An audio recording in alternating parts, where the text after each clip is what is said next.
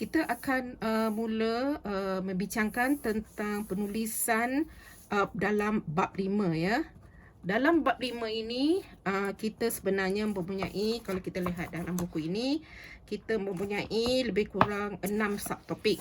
Kalau kita lihat 6 subtopik ini, kita mulakan 5.1 iaitu pengenalan. Seperti yang saya katakan sebelum ini, dalam semua bab mesti mengandungi pengenalan dan juga kesimpulan.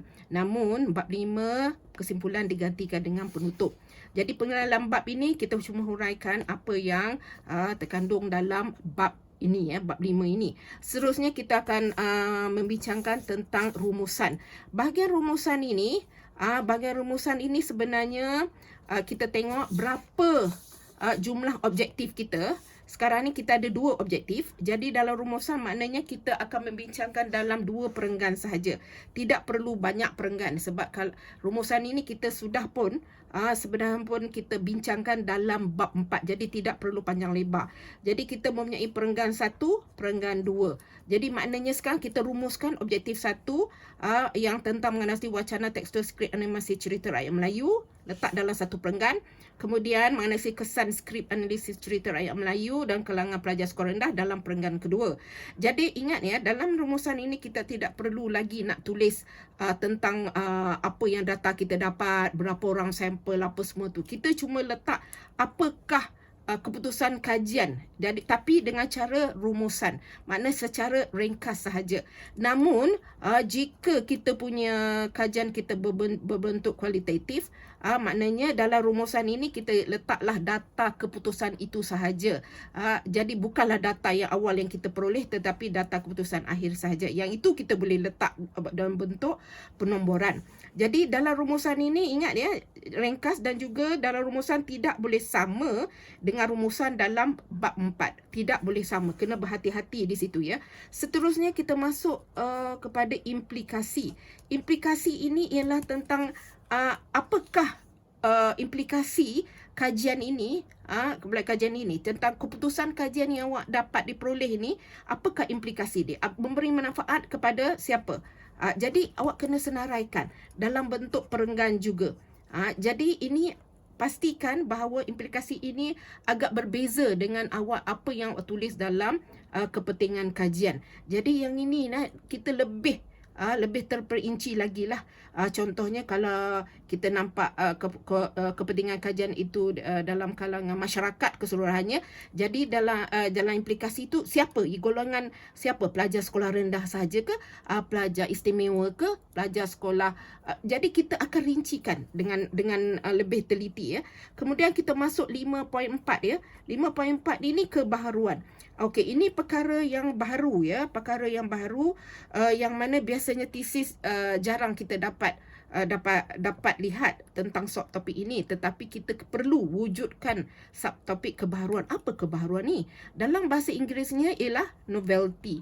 Jadi novelty ini penting ya, di mana kita akan menunjukkan apa perkara baru yang kita peroleh, yang kita dapat setelah kita jalankan kajian, kita dapat keputusan kajian, apa kebaharuannya. Kalau kita lihat dalam kita punya kajian ini, di sini contohnya.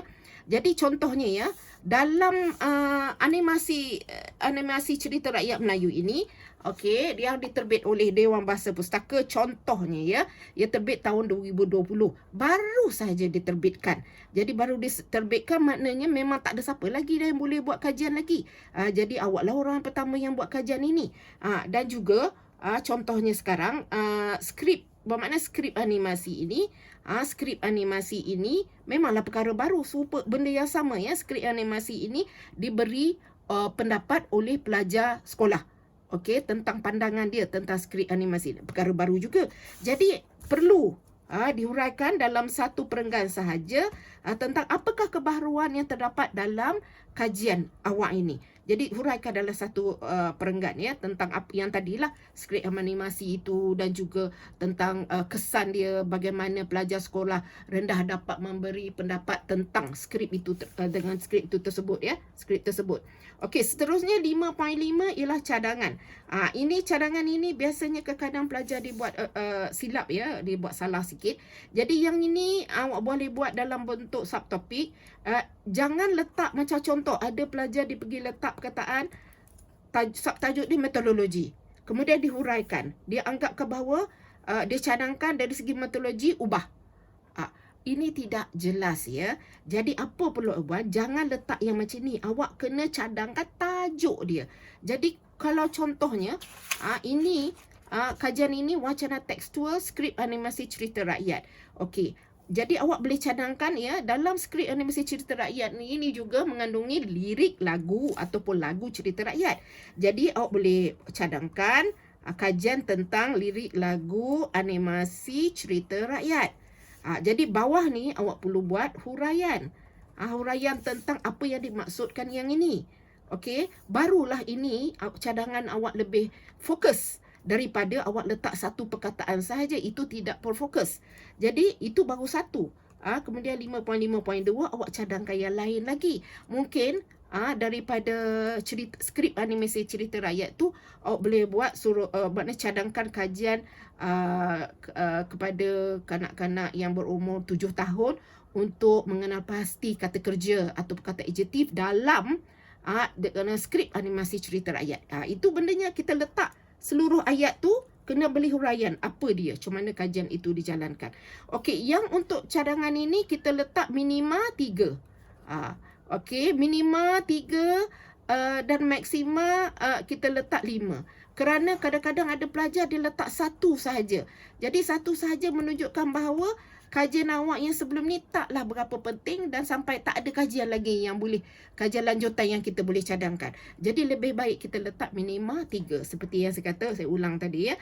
Letakkan tajuk ya, jangan letak perkataan, letakkan tajuk kemudian beri huraian. Letakkan ayat tajuk kajian, huraian.